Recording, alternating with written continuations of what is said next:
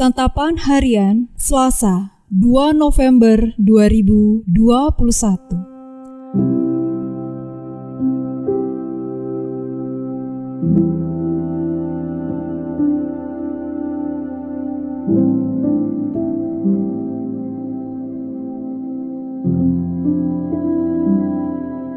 Inilah program Santapan Harian, sebuah program yang mengajak Anda menelusuri isi Alkitab, agar Anda menemukan makna firman Tuhan sesuai dengan konteksnya. Santapan Harian tertuju bagi Anda yang ingin memiliki kehidupan rohani yang segar, kuat, dan sigap.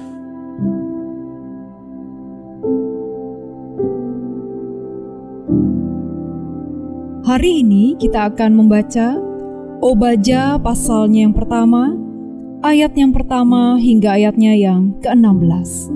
Namun sebelumnya, mari kita berdoa.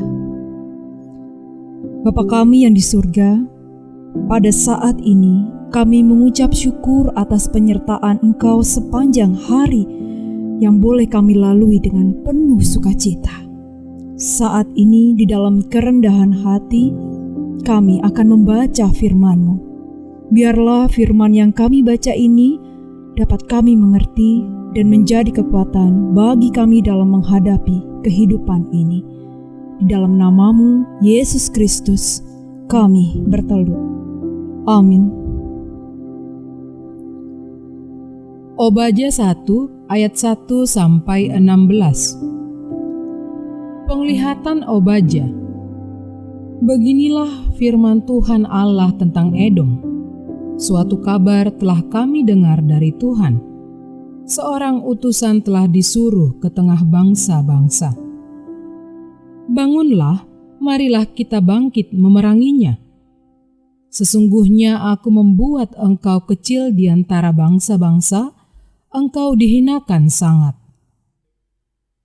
Keangkuhan hatimu telah memperdayakan engkau. Ya, engkau yang tinggal di liang-liang batu, di tempat kediamanmu yang tinggi. Engkau yang berkata dalam hatimu, siapakah yang sanggup menurunkan aku ke bumi? Sekalipun engkau terbang tinggi seperti burung rajawali, bahkan sekalipun sarangmu ditempatkan di antara bintang-bintang, dari sana pun aku akan menurunkan engkau. Demikianlah firman Tuhan. Jika malam-malam pencuri atau perampok datang kepadamu, betapa engkau dibinasakannya? Bukankah mereka akan mencuri seberapa yang diperlukannya? Jika pemetik buah anggur datang kepadamu, bukankah mereka akan meninggalkan sisa-sisa pemetiknya? Betapa kaum Esau digeledah, betapa harta bendanya yang tersembunyi dicari-cari. Sampai ke tapal batas engkau diusir oleh semua teman sekutumu. Engkau diperdayakan, dikalahkan oleh sahabat-sahabatmu. Siapa yang makan sehidangan dengan engkau, memasang jerat terhadap engkau. Tidak ada pengertian padanya. Bukankah pada waktu itu demikianlah firman Tuhan? Aku akan melenyapkan orang-orang bijaksana dari Edom, dan pengertian dari pegunungan Esau? Juga para pahlawanmu, hai teman, aku tertegun. Supaya semua orang di pegunungan Esau lenyap terbunuh. Karena kekerasan terhadap saudaramu Yakub, maka celah akan meliputi engkau, dan engkau akan dilenyapkan untuk selama-lamanya. Pada waktu engkau berdiri di kejauhan, sedang orang-orang luar mengangkut kekayaan Yerusalem, dan orang-orang asing memasuki pintu gerbangnya dan membuang undi atasnya, engkau pun seperti salah seorang dari mereka itu. Janganlah memandang rendah saudaramu pada hari kemalangannya, dan janganlah bersukacita atas keturunan Yehuda pada hari kebinasaannya. Dan janganlah membual pada hari kesusahannya. Janganlah masuk ke pintu gerbang umatku pada hari sialnya. Bahkan janganlah memandang ringan malapetaka yang menimpanya pada hari sialnya. Dan janganlah merenggut kekayaannya pada hari sialnya. Janganlah berdiri di persimpangan untuk melenyapkan orang-orangnya yang luput. Dan janganlah serahkan orang-orangnya yang terlepas pada hari kesusahan. Sebab telah dekat hari Tuhan menimpa segala bangsa. Seperti yang engkau lakukan, demikianlah akan dilakukan kepadamu. Perbuatanmu akan kembali menimpa kepalamu sendiri. Sesungguhnya seperti kamu telah minum di atas gunungku yang kudus, segala bangsa pun akan minum dengan tidak henti-hentinya. Bahkan mereka akan minum dengan lahap, dan mereka akan menjadi seakan-akan mereka tidak pernah ada.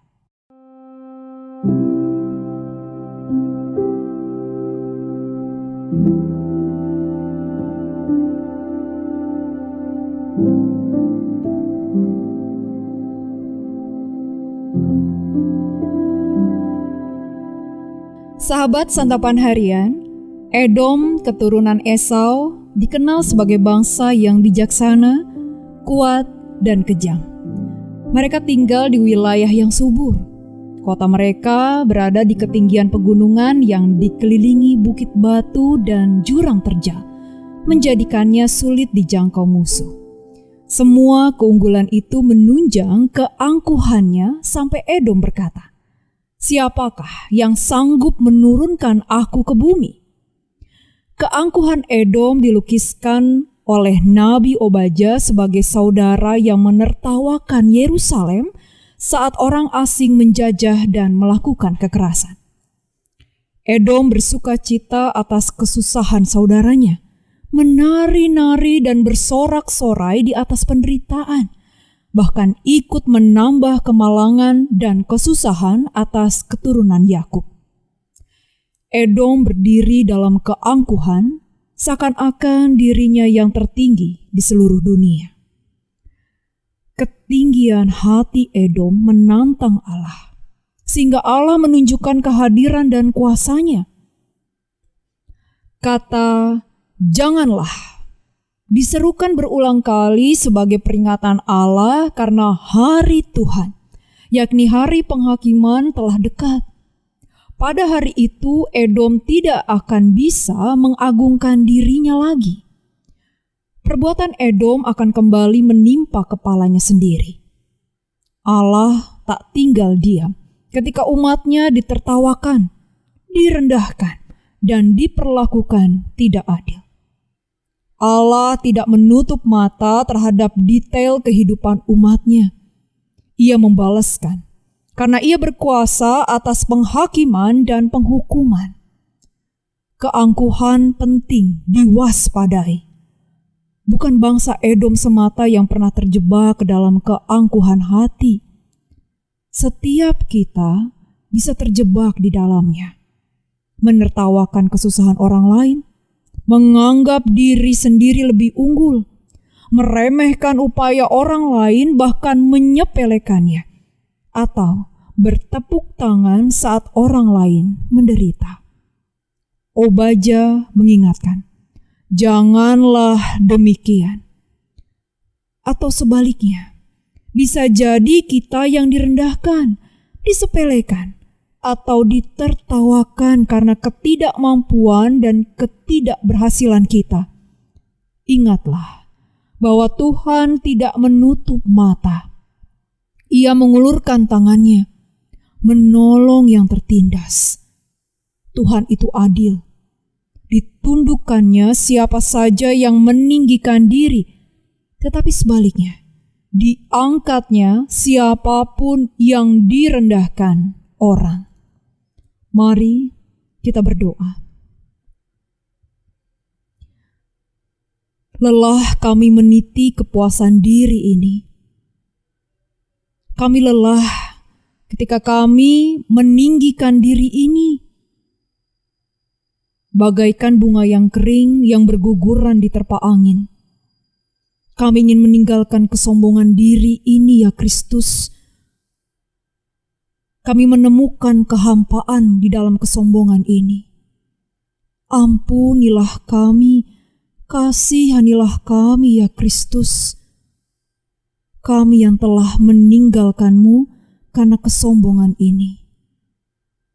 Inilah kami menyerahkan seluruh hidup kami untuk Kau ubah, untuk Kau hancurkan kesombongan ini, dan Engkau ubahkan menjadi hati yang penuh kerendahan dan melayani serta mengasihi sesama.